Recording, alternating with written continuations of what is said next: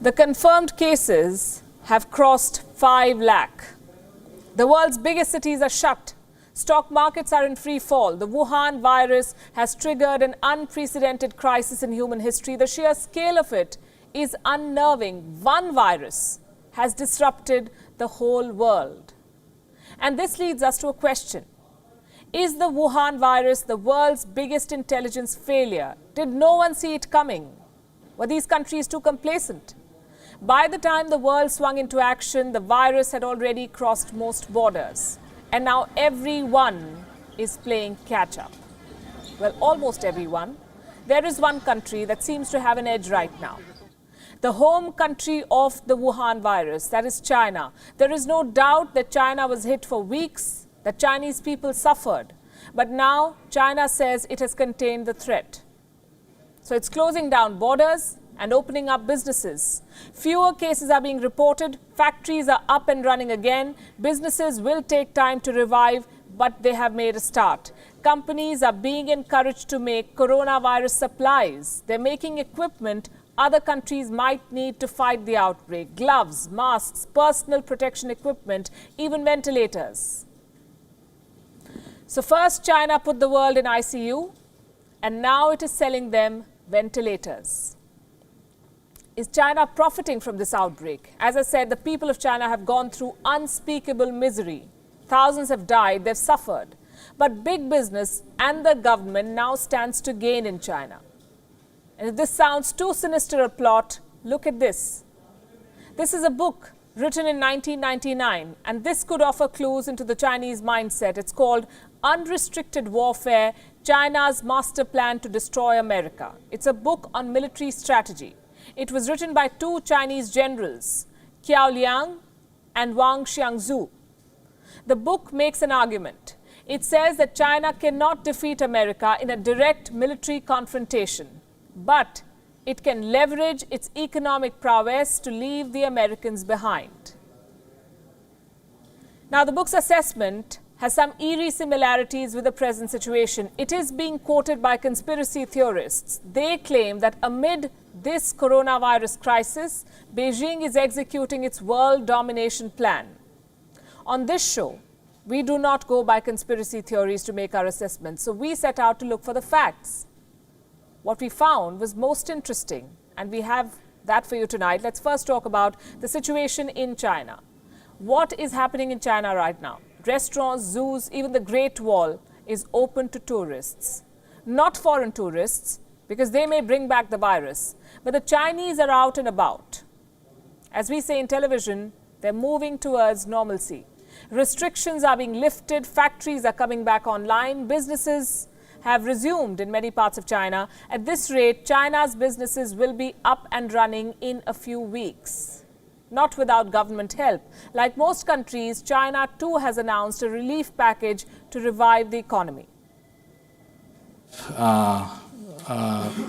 Communicated the figure of a totality of 344 billion US dollars in terms of mainly fiscal measures. First and foremost, we try to stabilize the Chinese economy, and with the measures we have started to take, with the return of the work of the workers and the resumption of productive activities by the factories across the country, I think the Chinese economy is coming back to life. Coming back to life. They have a plan, revive the economy. What does this tell you? While major countries are struggling, China is already making a head start. China also has an interesting pattern. Look at this map. This is Wuhan and the rest of China. The coronavirus outbreak in China is what this map details. Now, some of the biggest cities in China were largely insulated from the outbreak. I say this is interesting because while the virus spread and unleashed chaos in the remotest corners of the world, it couldn't do much damage in China's top cities. I'll give you examples with numbers. Let's start with Beijing. Beijing has recorded more than 500 cases. 8 people died in the city. Do you know what's the population of Beijing? 2.15 crores. Shanghai reported 468 cases with 5 deaths. Shanghai has a population of 2.4 crores. Among the 10 most densely populated cities in the world, only 5 deaths, less than 500 cases. The point I'm making is that China's financial hubs have largely emerged unscathed from this crisis. They can bounce back quickly. They're boosting business by creating opportunities. What does the world need right now? Personal protection equipment, masks, they're in short supply. Guess who's filling the gap? Chinese companies, already at work to supply to the world. According to a report, almost 9,000 new manufacturers started producing masks in China this year. They began business in the first 2 months of 2020. China's daily mask production has crossed 116 million now. Many companies have overseas orders. They're selling outside China. One of the biggest companies is Dawn Polymer. This is a Chinese company. It supplies the fabrics used to make masks. Dawn Polymer has a 40% market share in China. And the value of its shares, the company's shares, has shot up by, listen to this, 417% since January. 417% in 3 months. The holdings of the company's founders now stand at a whopping $1.9 billion. The coronavirus crisis has only meant good news for their business. Here's another example of China creating opportunities from the crisis. Buying out distressed assets. Case in point, Australia. The Scott Morrison government is worried about Chinese companies taking over Australian businesses. Reports say Australia's Foreign Investment Review Board is now gearing up. Why? Because they fear takeover attempts from China.